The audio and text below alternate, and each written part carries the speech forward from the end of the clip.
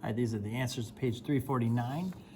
For the first several, we're trying to find the angle that has these as their trig values. So first one says arc sine. I want to know when is the opposite over hypotenuse 1/2. So if I look at my special triangles, opposite over hypotenuse would be this. The opposite for that would be 30 degrees or pi over 6, all right? Arc sine 0. When would I have a sine of 0? Well, that wouldn't be one of my special triangles. That would be one of these, right? And sine is the second value. So when do I have a sine of 0? That's at 0, at pi, 2 pi, and then any version of pi after that, okay? Cosine 1/2, I want to know when my adjacent over hypotenuse would be 1/2. So 1 will be the adjacent for 60 degrees, or pi over 3. When is cosine 0? So if I go back and look at this, when is my cosine 0? That's at 90 and 270, so at pi over 2 and at 3 pi over 2. Okay. Arctan square root of 3 over 3. Now, if you look at your special triangles, you're not going to find a square root of 3 over 3 on here. So what you need to do is kind of understand that this has been rationalized for us. I don't know why they insist on that, but they do.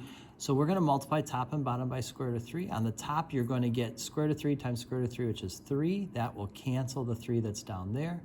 And we're going to end up with 1 over square root of 3. Now, that's a little bit more of our speed because we can see 1 and square root of 3 right there. So we want to know, when is that the tangent? That would be when opposite is 1 and adjacent is square root of 3. That's true for 30 degrees or pi over 6. Arctan -1. When would opposite over adjacent be -1? So we can see that we'd have opposite adjacent 1, 1. That'd be for 45 degrees for sure. But it would be negative when you go into quadrant 2, right? So if we think about that in quadrant 2 with a 45-degree angle, that would make 135 degrees or 3 pi over 4 as our angle there.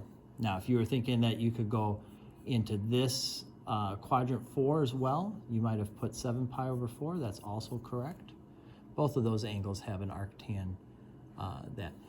On a calculator, they're only going to spit out one answer for you, and that would probably be this one there.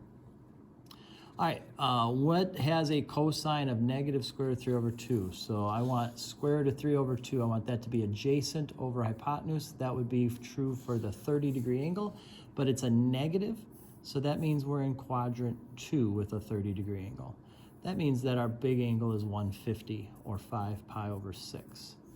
Also could be quadrant 3, which would be 7 pi over 6 as well. Okay.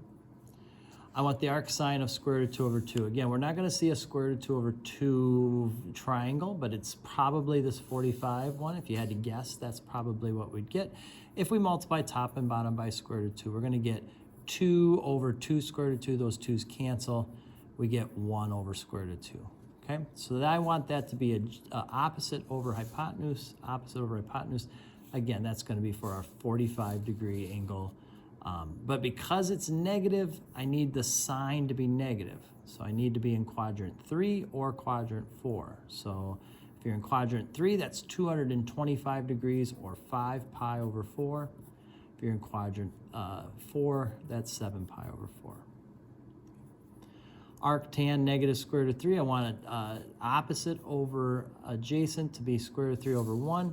I'm going to have an opposite of square root of 3 when I'm looking at 60 degrees. So this is going to be a 60-degree angle, but it's negative, so I need to be in quadrant 2 with a 60-degree angle. That makes this 120 right there, or 2 pi over 3. And then I need to be in quadrant 4 with 60, and that would be 5 pi over 3.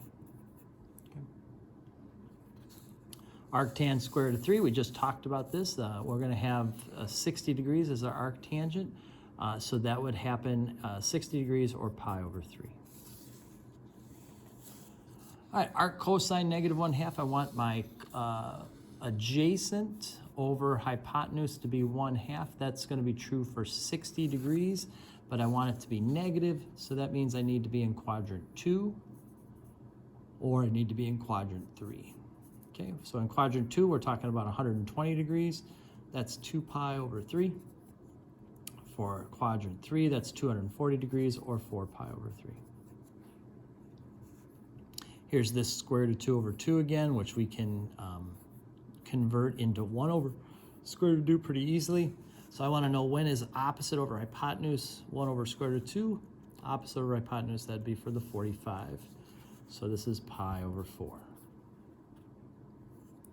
I want to know when is opposite over hypotenuse square root of 3 over 2. Opposite over hypotenuse square root of 3 over 2, that'd be for 60 degrees, or pi over 3. Here we see this square root of 3 over 3 again. We had done this earlier. It turns into 1 over square root of 3. So I want to know what angle has a tangent of opposite over adjacent like that. Opposite over adjacent, that would be 30 degrees. But we're looking at a negative, so that means we have to put 30 degrees in quadrant 2, which gives us 150 degrees, or a 5 pi over 6. Or we're doing 30 degrees down here, which is 11 pi over 6.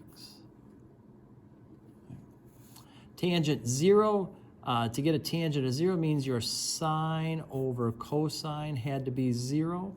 So I want to know when is sine 0 and cosine 1, and that's at pi over 2, no, I'm sorry, at pi, or at 0, or 2 pi. So all of those have a sine of 0 and a cosine of 1 or negative 1. Okay, either of those work. Cosine 1, I just want to know when would my cosine equal 1, and that looks like it's right at the very beginning at positive 1, or at 0, or again at 2 pi. So we'll say 0, 2 pi. Okay. All right, now they wanted just to write an equation for theta in terms of what we see here. So if I take theta and I say, okay, this is opposite adjacent, so the tangent of theta is opposite over adjacent, so theta is the arctangent of x over 4. This one is adjacent over hypotenuse, so the cosine of theta is 4 over x, so theta is the arc cosine of 4 over x. And this one's opposite hypotenuse, so this is sine of theta equals opposite over hypotenuse, so theta is the arc sine of this. Okay.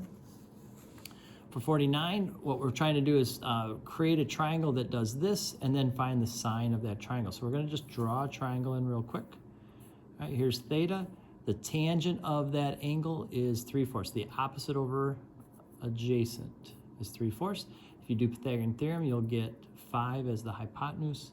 So now we want the sine of that angle, and the sine of this angle is opposite over hypotenuse, 3/5. Right.